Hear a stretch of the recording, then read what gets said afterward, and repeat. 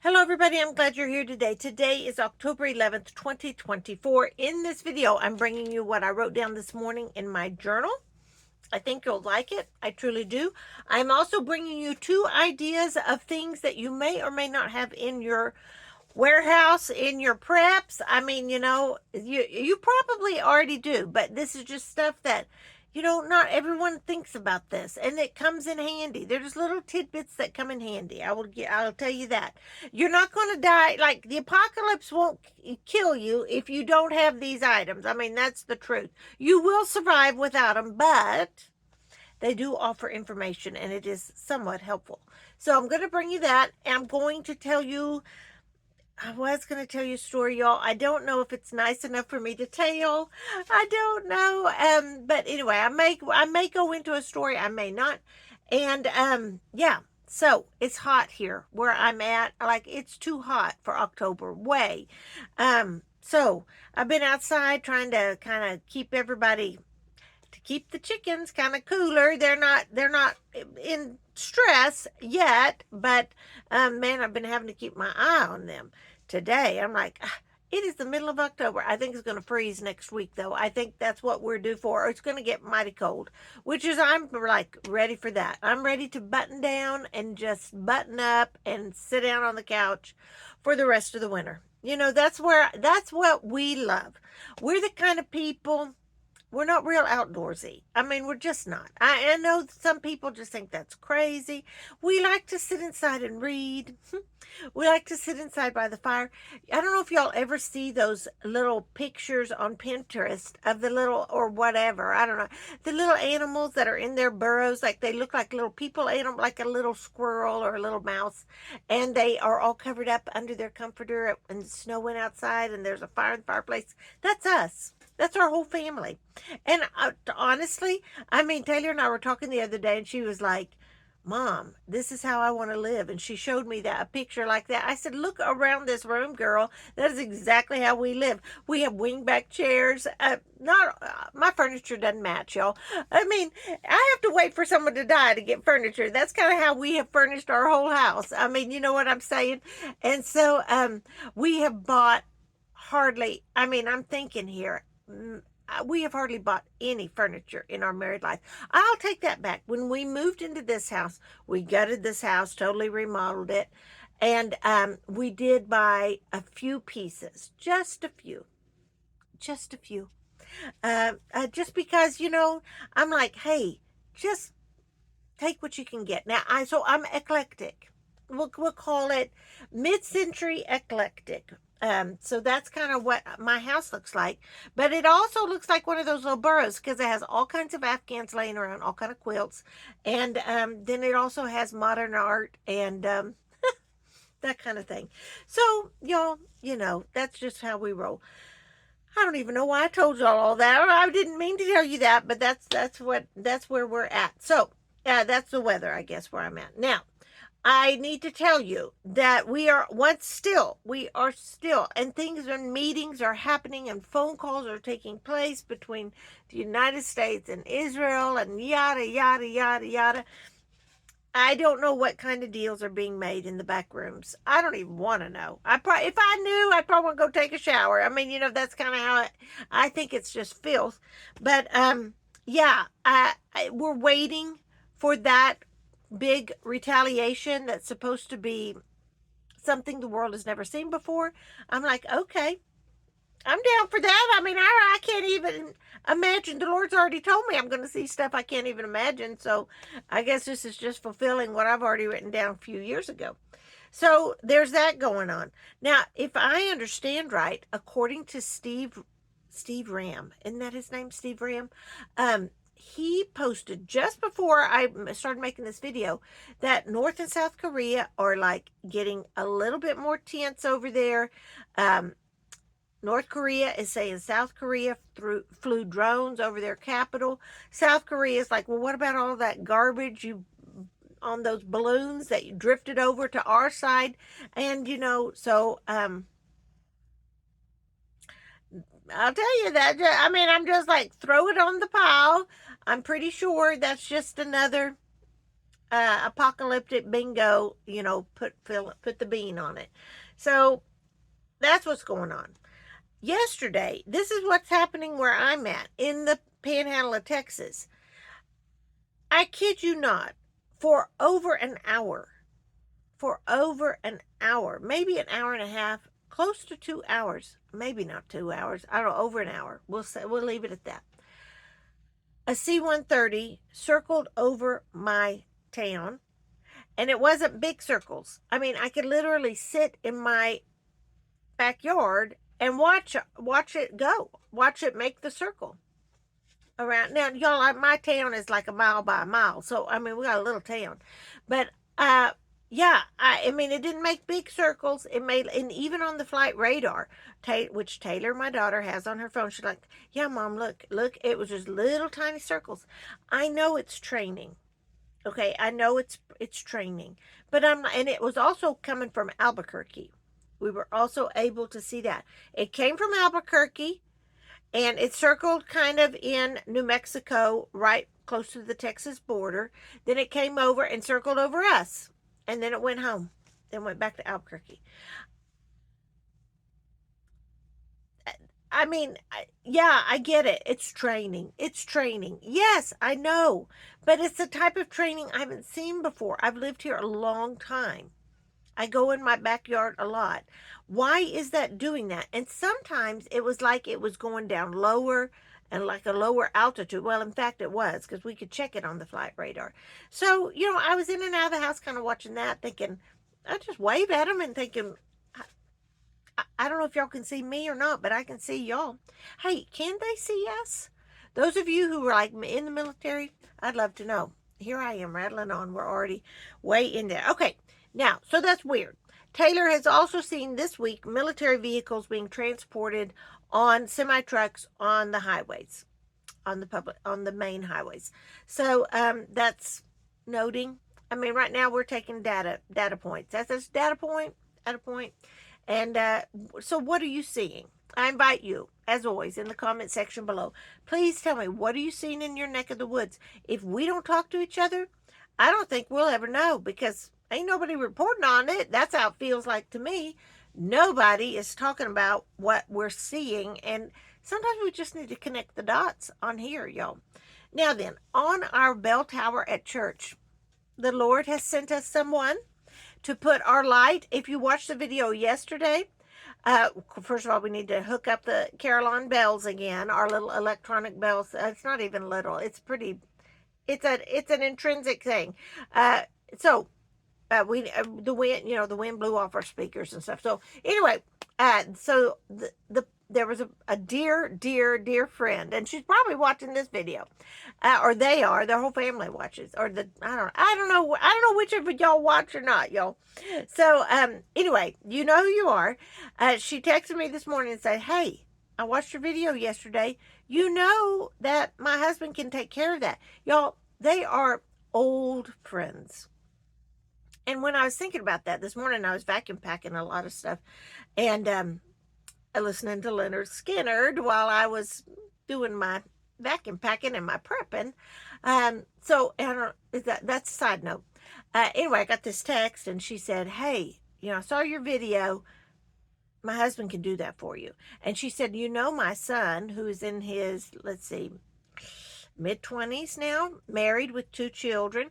She said, "You know how he is? He just shimmy up a pole 100 feet tall. I mean, he has no fear whatsoever. He didn't when he was a little boy, and he doesn't now."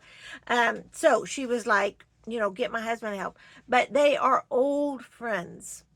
And I thought to myself, while I was vacuum packing after Leonard Skinner Freebird got done, I got to thinking to myself, I love being at a point in my life where I can say, old friends.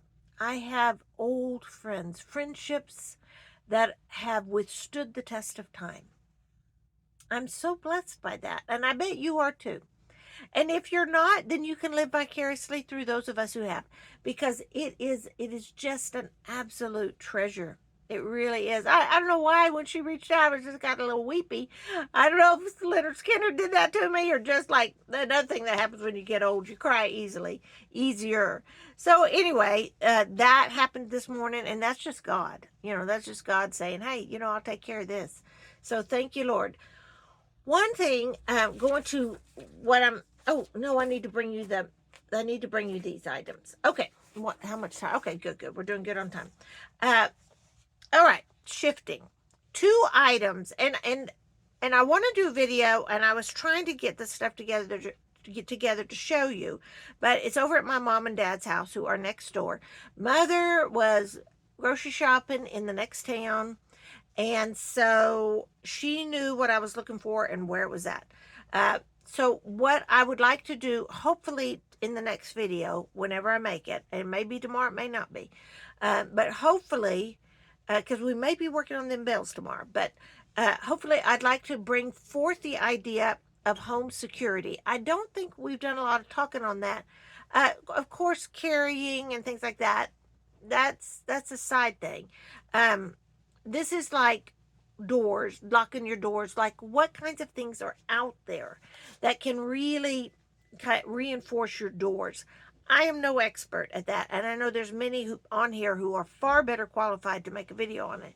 I'll just show you what I've got, okay? I'll show you what we got. We put it in, let's see, it's been probably, I'm thinking, when did Mike break his leg? When was he in his car wreck? I think it was right after he broke his. That we had a few years there where Mike was just every Christmas was like had a cast on. Do y'all have Christmases like that where like that one family member that just, oh, there they are. We had a COVID Christmas once. Anyway, uh, so we got those put in, and he did that before he had to go back to work, because it does take a little bit of time. But I'll bring you what we bought. Okay, there are types of locks that are that just reinforce your doors, so make it harder for intruder to get in. Granted, if someone wants to get into your house, they're probably going to get in, all right? But my thinking was, if they could just make a lot of noise, then I'm good with that. By the time they would get in, maybe I would be either out the back door or armed. I don't know. So there is that. I want to do that video for y'all because it's important, especially as the daylight's getting less, and so it's kind of harder to see what's at your front door and stuff. So that's something I want to bring to you. I was going to show you kind of what we have, but then I thought, no, I need to do better than that. So my mom, the reason I was talking about my mom has the locks that they have not put on their doors yet, and she knows where they're at. And so I just want to bring you the locks to show you. You get on Amazon and look at like reinforcing your door bars, door locks, and see what you think looks good to you. Read the comments and the reviews, of course. But yeah, we had this one, the most robust. Well, I'll just save it. I'll save that. I don't want to go on about that. But it required like, it was 4-inch screws and like a drill bit kind of thing. So there's that. I want to bring that to you. Be thinking about that. How can you secure your front doors? It's stinking crazy out there. And also, you don't have to be nice to people anymore. Now, I know, I know when I got to thinking about it, when I did that video about that guy that was taking pictures around my house out here on the highway, and then turned and took that picture at me because I was like, what? Why are you taking pictures? And he was like, engineer. And I was like, what? An engineer? I don't believe that. I think you're, well, I didn't say nothing. I didn't say that to him, but I thought that. Come to find out, we had a neighbor that stopped and talked to him and was like, what are you doing? And he was like, it did have to do with that horrible head-on collision of those semi-trucks that was right, like, in front of my house. So, I guess he was with the insurance agency, which crossed my mind at the time, but I'm not going to be nice to people who are doing weird things, suspicious things. I'm not going to be, I'm not. I used to be. I used to answer the door if someone knocked. and opened it up and said, how can I help you? What do you need? I used to do that. No more. No. Uh, in fact, I don't even feel obligated to answer the door anymore. We have a security camera at our front door that's hooked up to my phone. And if I don't know the person, which happens often, more often now, around 7 o'clock at night, doorbell rings. And if I look on my phone, I'm like, I don't know you. I'm like, sometimes I don't answer, but a lot of times I say, hey, we're really sick in here. What do you want? I'm not, God bless you. Would you like some lemonade or a cook? I'm not, no more. I'm sorry. And if people get offended, that's, or if they run away, I'm sorry. When you approach my house, that's how I'm going to be. Uh, I had two men come up. It's been a year and a half ago. I went out there. I had my gun on me. I mean, ooh, I'm not supposed to say that on YouTube. But anyway, it was whole. I mean, it was concealed. I think they kind of thought I was. They kept their distance. Um, and come to find out, Mike knew them. Mike was like, Gina, these are. But he was glad I did what I did.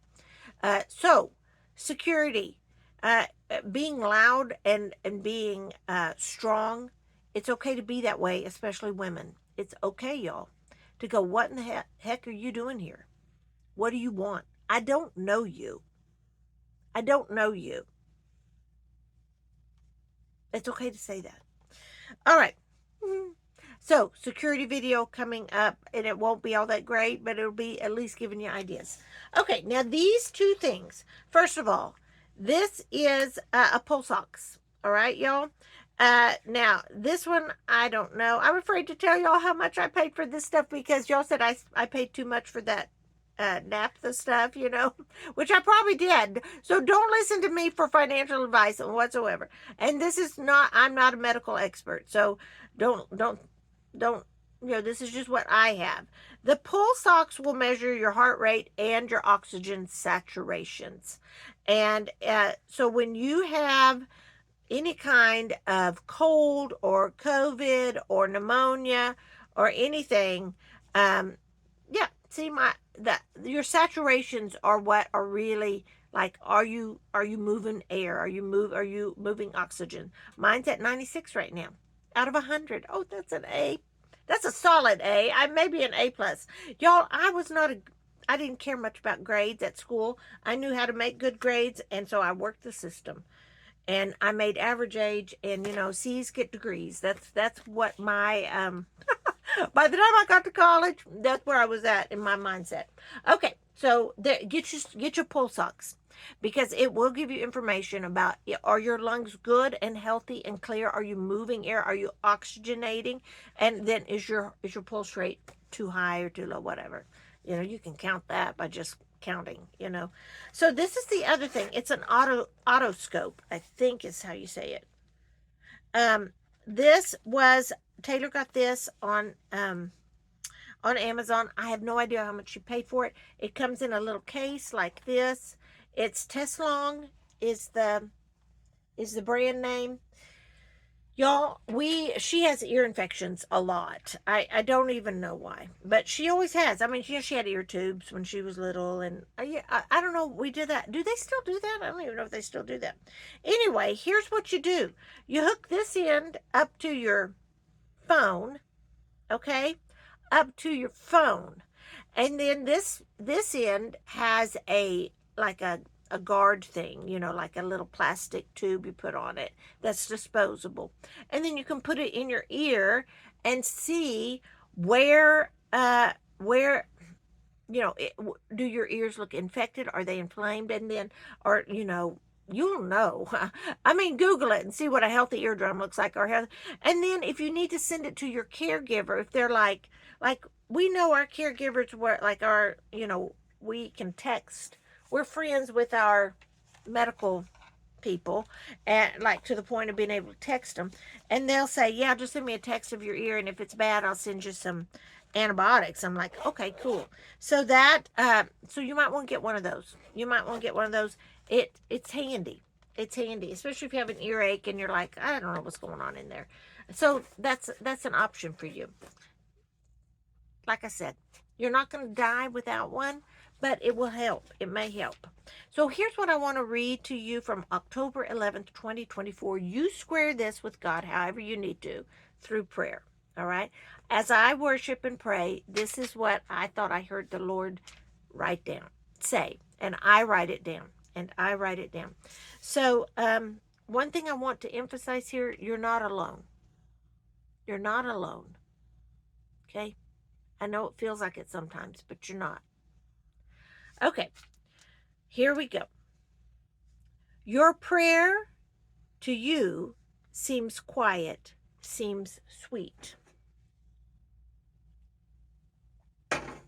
So he's saying, your prayer to you seems quiet, seems sweet. To the seen world, prayer is just that, moments of silence in which your heart pours itself out to me. But in the unseen realm, one prayer is like a mighty flaming sword swinging, destroying all it encounters, shaking all the evil meant to destroy.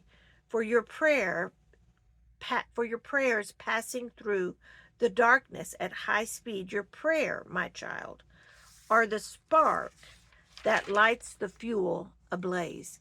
You see, not all the happenings around your prayers.